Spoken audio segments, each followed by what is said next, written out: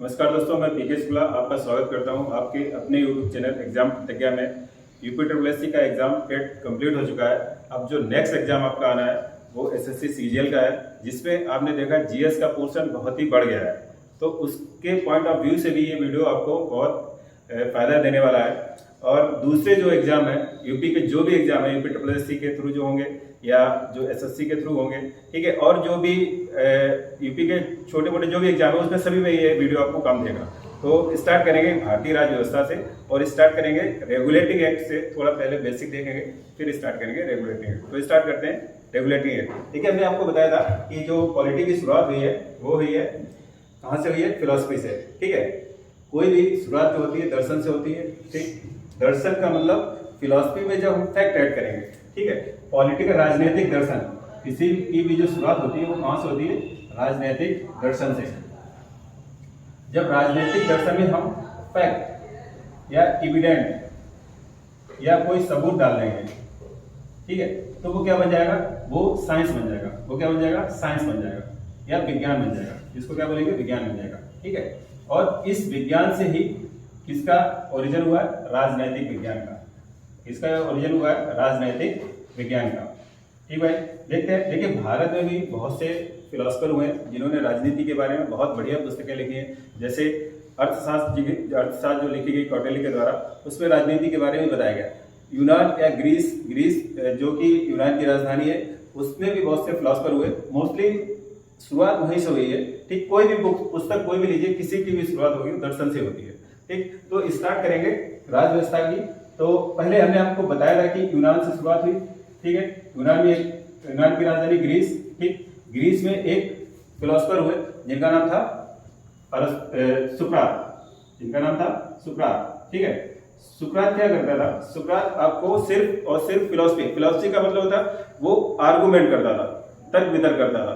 इसके बाद जब वो तर्क वितर्क करता था तो सुकरात का एक शिष्य हुआ प्लेटो ने क्या किया? दो चीजें की। एक तो उसने एक इंस्टीट्यूशन एस्टेब्लिश किया और एक बुक भी लिखी, और उस बुक का नाम था दी रिपब्लिक। बुक का नाम था ये प्लेटो ने बुक लिखी। ठीक है, उस बुक के एक इंस्टीट्यूट भी एस्टेब्लिश किया, और उस इंस्टीट्यूट का क्या नाम था? दी एकेडमी। ठीक है, दी एकेडमी। और इस एकेडमी से एक स्टूडेंट निकला। ये क्या था? इंस्टीट्यूट था। और इस एकेडमी से एक स्टूडेंट निकला, और उस स्टूडेंट का क्या नाम था? अरस्तु। इस एकेडमी से एक स्टूडेंट निकला, उसका नाम क्या था? अरस्तु। तो हमने क्या देखा? तीन लोग आ गए यूनान से, तीन लोग आए, सुकरात, प्लेटो, अरस्तु। ठीक है, अरस्तु ने एक बुक लिखी जिसका नाम था पॉलिटिकल साइंस। अरस्तु ने जो बुक लिखी है उसका नाम क्या था भाई? Political science. तो हम ये बोलते हैं the father of the political science, that is अरस्तु। अरस्तु को पॉलिटिकल साइंस का क्या बोलते हैं? जनक बोलते हैं। ठीक है, और इस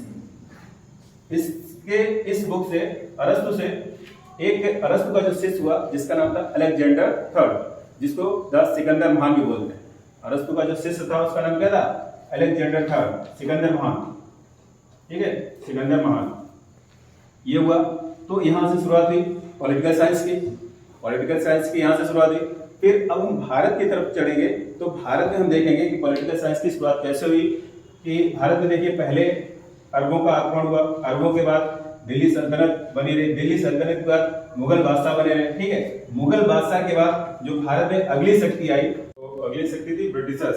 देखेंगे कि जब मुगल बादशाह भी हार गया, बंगाल का नवाब भी हार गया, अवध का नवाब भी हार गया, तो जो नेक्स्ट शक्ति थी ब्रिटिशर्स आए। ब्रिटिशर्स ने क्या किया?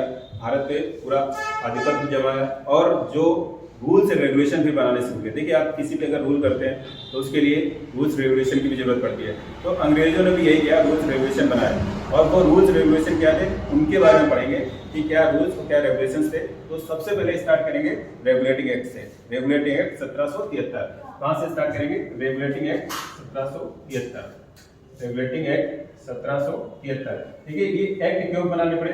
देखिए, एक चीज था, ईस्ट इंडिया कंपनी व्यापारिक कंपनी थी। ठीक है, और वो इंग्लैंड से जो आई थी, वहां के राजा से अधिकार पत्र लेके आई थी कि हम व्यापार करेंगे जाके। तो अब बाद में जब यहाँ पे आ गए, ट्रेड कर ही रहे थे, फिर भी उनको घाटा हो रहा था ट्रेड में। राजा से वहां पैसे भी मांगे। राजा ने बोला कि भाई, ट्रेड आप कर रहे हो, वहां पूरे भारत पे पैसा हमसे मांग रहे हो, तो कुछ तो प्रॉब्लम है। उस रेगुलेटिंग एक्ट की वजह से वो प्रॉब्लम को दूर करने की कोशिश की गई। तो देखेंगे कि रेगुलेटिंग एक्ट क्या बनाना, क्यों बनाना पड़ा और क्या प्रॉब्लम थी। ठीक है, तो प्रॉब्लम क्या थी रेगुलेटिंग एक्ट में? देखिए पहले जो प्रेसिडेंसी थी, 3 प्रेसिडेंसी मेल, जो मेल थी 3 प्रेसिडेंसी थी। एक थी बंगाल, दूसरी थी मद्रास और तीसरी थी बम्बई। ठीक भाई, 3 प्रेसिडेंसी थी। इसमें क्या किया गया, जो बंगाल का गवर्नर था इन प्रेसिडेंसी का हेड बना दिया गया। मतलब ये सबऑर्डिनेट, ये जो गवर्नर जनरल थे इसके सबऑर्डिनेट बन के रह गए। तो जो पहला बंगाल का गवर्नर जनरल बना वो कौन था? वॉरेन हेस्टिंग्स, बंगाल का पहला गवर्नर जनरल। बंगाल का जो पहला गवर्नर जनरल बना, गवर्नर जनरल भाई कौन बना? Warren Hastings.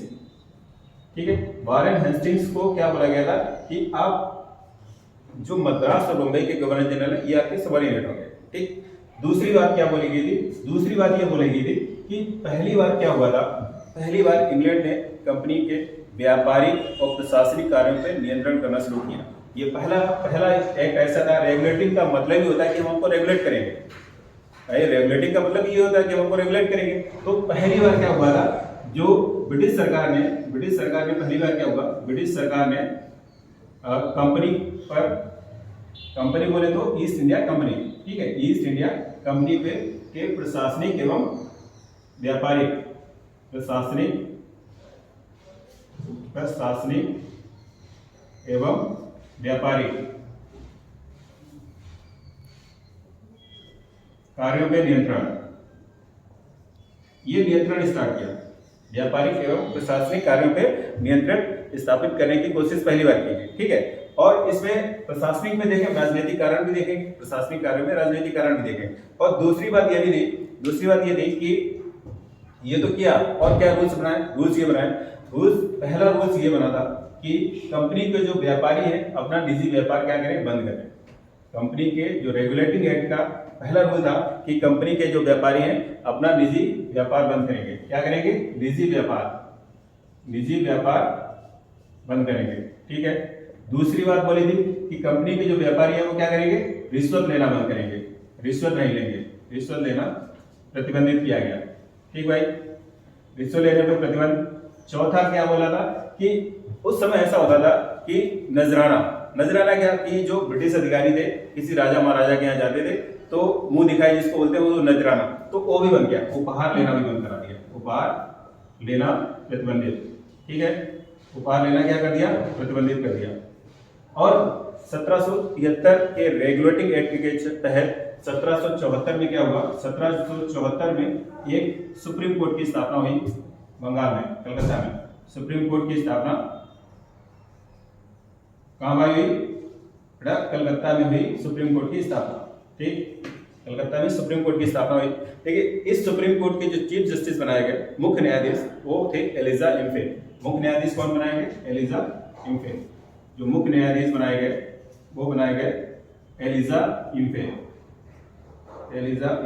अब कुछ लोग अगर ये पूछें कि एलिजा इम्फे को ही क्यों चूज किया गया, तो एक चीज याद रखिए, एलिजा इम्फे को इसलिए चूज किया गया, ये एलिजा इम्फे उस समय के जो गवर्नर जनरल थे वॉरेन हेस्टिंग्स उनके मित्र थे। ठीक है, एलिजा इम्फे वॉरेन हेस्टिंग्स के मित्र थे। और वॉरेन हेस्टिंग्स की जो उस समय बंगाल की एक राजघराने से थी जिनका नाम था घसीटी बेगम, उनसे थोड़ा प्रॉब्लम था। घसीटी बेगम को फांसी की सजा दिलवाई थी किसने? वॉरेन हेस्टिंग्स ने एलिजा इम्फे से। ठीक, और दूसरे जो ये तो चीफ जस्टिस हुए, जो अन्य जजेस थे उनका नाम याद रखिए, चेम्बर्स,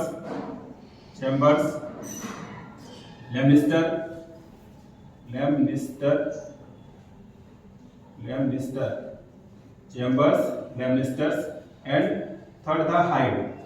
ये 3 जज और थे, जो मुख्य न्यायाधीश एलिजा इम्फे, चेम्बर्स, लेमनिस्टर्स और हाइड, 3 अन्य जजेस। ठीक है, तो ये रेगुलेटिंग एक्ट 1773 के प्रावधान थे कि निजी व्यापार में प्रतिबंध, रिश्वत लेना प्रतिबंधित किया गया, उपहार लेना भी प्रतिबंधित कर दिया गया था।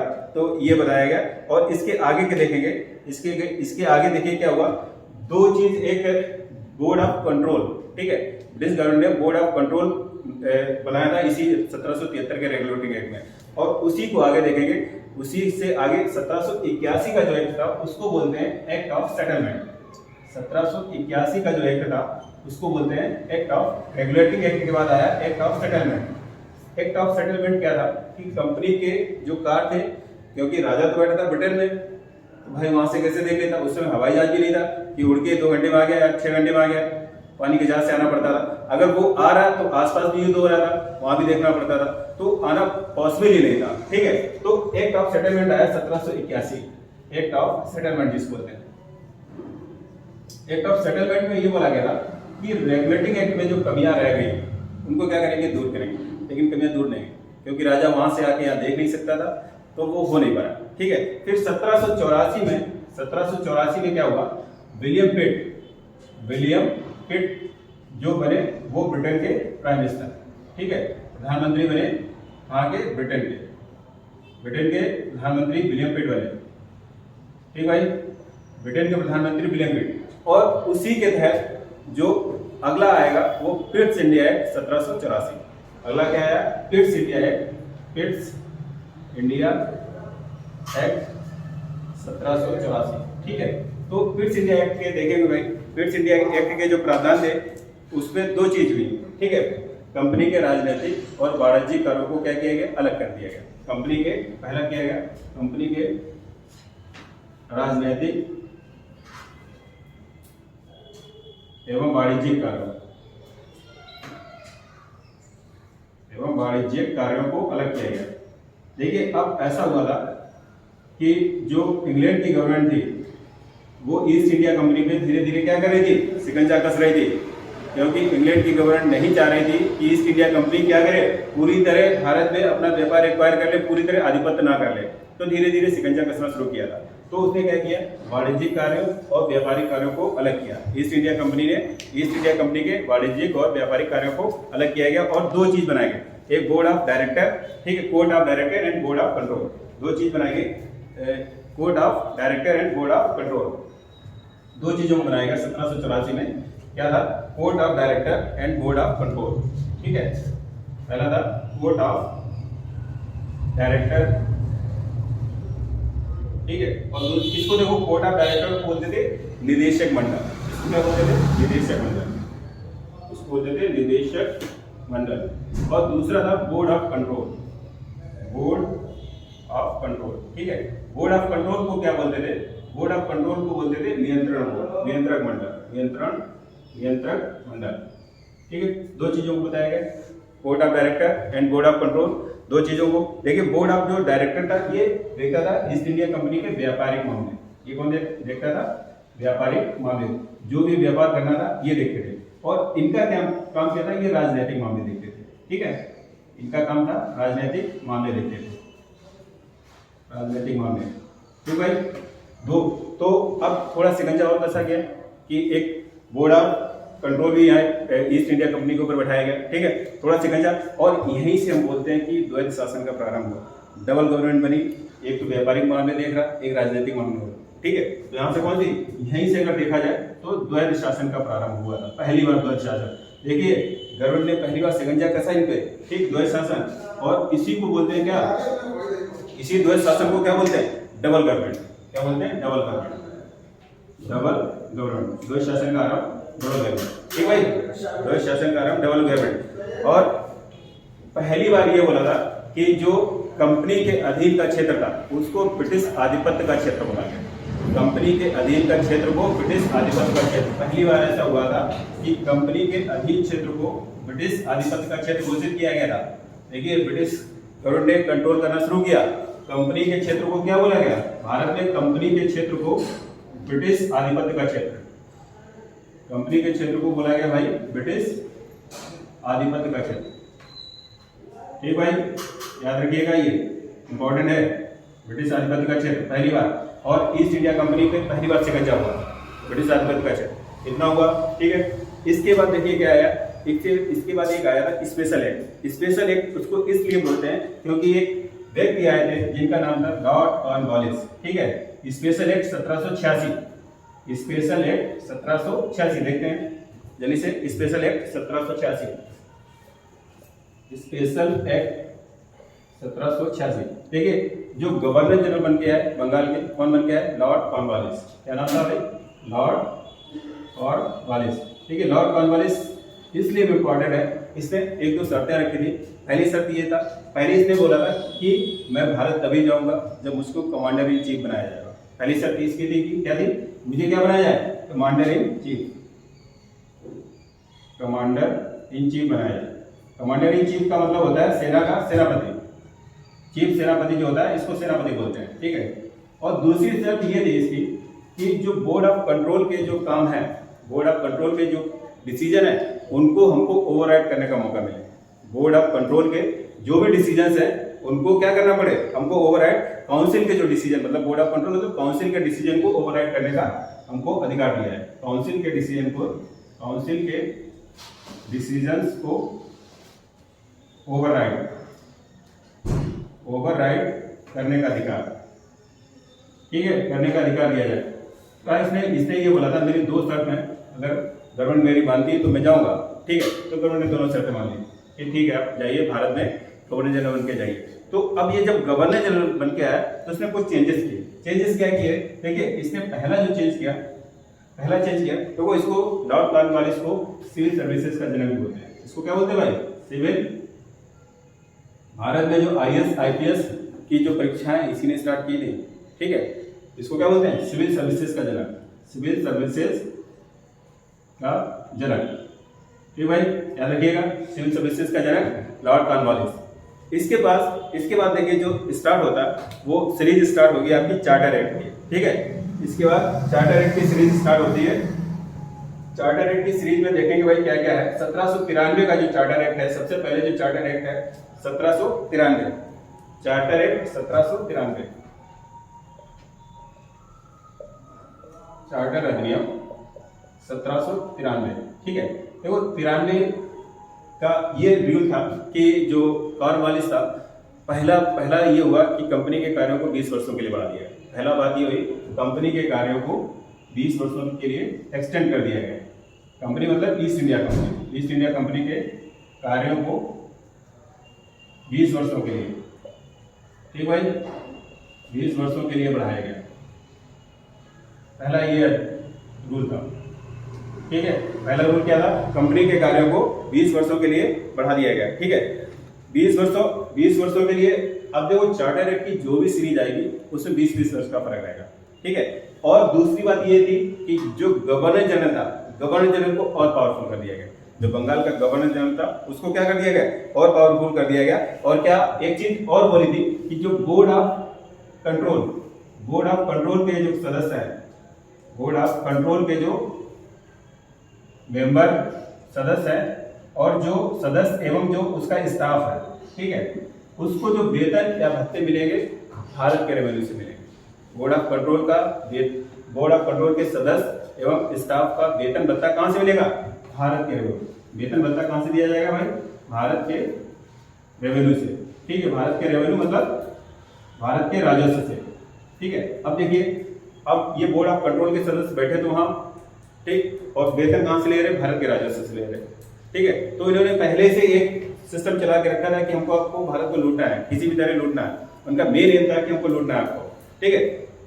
इसके बाद जो सबसे इंपॉर्टेंट है चार्टर सीरीज की वो है 1813 की, इसलिए भी इंपॉर्टेंट है। देखते हैं क्या क्या प्रावधान थे चार्टर एक्ट 1800।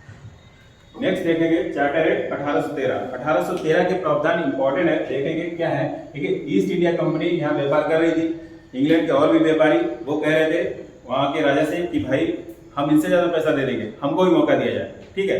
तो 1813 का जो चार्टर एक्ट है, चार्टर अधिनियम 1813, ठीक है। इसके प्रावधान देखेंगे चार्टर अधिनियम 1813 के क्या थे। पहला प्रावधान था कि देखिए ब्रिटिश गवर्नमेंट ने ईस्ट इंडिया कंपनी पे और शिकंजा कसना शुरू किया। शिकंजा क्या कसा, पहला ये था कि इस अधिनियम में पहली बार ये बोला गया कि जो मोनोपाली है, एकाधिकार है, व्यापार का एकाधिकार, ईस्ट इंडिया कंपनी के व्यापार का एकाधिकार समाप्त किया गया। ईस्ट इंडिया कंपनी के व्यापार का एकाधिकार, ठीक है, एकाधिकार को क्या किया गया, एकाधिकार को समाप्त किया गया, ठीक भाई, समाप्त किया गया। लेकिन एक चीज और बोली गई कि इंग्लैंड के जो भी व्यापारी हैं भारत में व्यापार कर सकते हैं, सिर्फ और सिर्फ ईस्ट इंडिया कंपनी का किस पे एकाधिकार रहेगा, चाय के व्यापार पे और चीन के साथ व्यापार पे। एकाधिकार किस पे रहेगा, ईस्ट इंडिया कंपनी का जो एकाधिकार रहेगा भाई, ईस्ट इंडिया कंपनी का एकाधिकार सिर्फ किसके साथ रहेगा? 2 लोगों का, चाय का व्यापार और दूसरा है भाई चीन के साथ व्यापार। ठीक भाई, चीन के साथ व्यापार, इसके साथ एकाधिकार रहेगा। ठीक भाई, दूसरी चीज ये बोली गई कि अब भारत में इंग्लैंड के लोग आ गए थे, ठीक है, ईसाई धर्म को फॉलो कर रहे थे। अब वहां पे उन्होंने देखा कि यहाँ पे हिंदू और मुस्लिम 2 ही धर्म फॉलो कर रहे हैं। ठीक, उन्होंने कहा ऐसा करते हैं, आप ईसाई मिशनरियों को यहाँ भेजो, यहाँ ईसाई बनाए, और लोगों को प्रलोभन दिया कि आप अगर ईसाई धर्म में परिवर्तित होंगे, कन्वर्ट होंगे, तो आपको टैक्स नहीं पड़ेगा। तो ईसाई मिशनरियों को भारत में धर्म प्रचार की स्वतंत्रता। ठीक है, दूसरा क्या? ईसाई मिशनरियों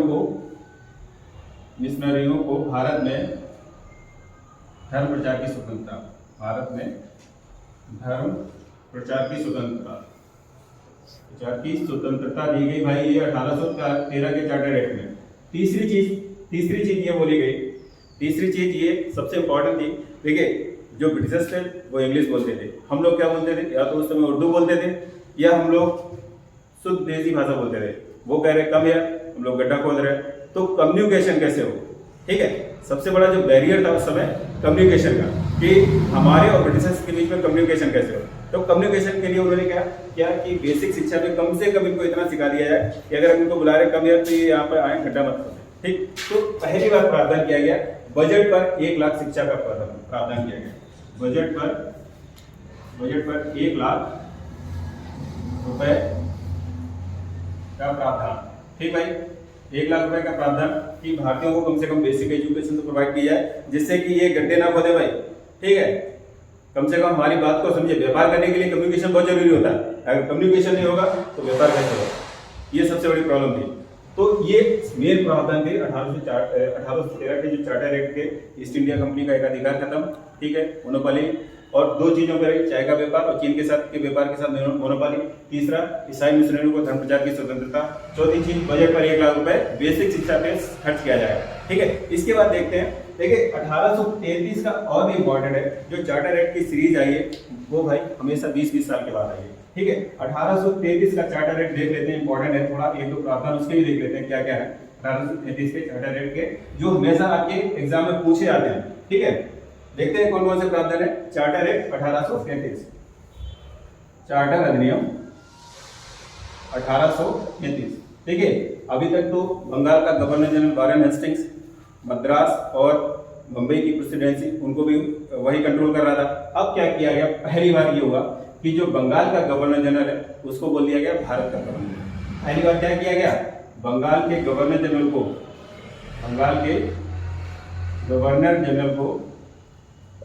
भारत का गवर्नर जनरल घोषित किया गया। ठीक भाई, ये बड़ा चेंजेस था कि भारत का गवर्नर जनरल बना दिया गया। और पहले कौन थे? पहले जो थे, भारत के जो पहले गवर्नर जनरल थे वो कौन थे? Lord William Bentinck. ठीक है, कौन थे? भारत के पहले गवर्नर जनरल कौन थे भाई? लॉर्ड विलियम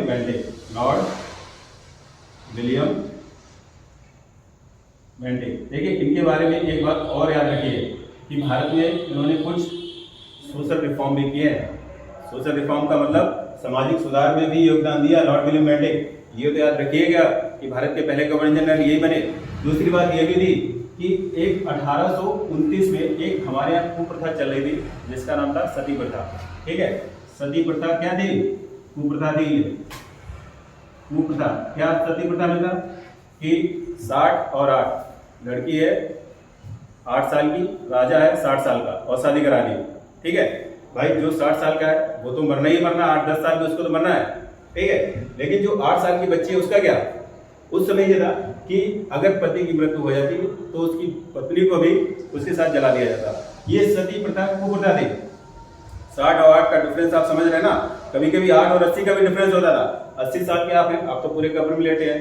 ठीक है, आपको तो मरना ही मरना है, तो भाई दूसरे का जीवन क्यों खराब कर रहा है?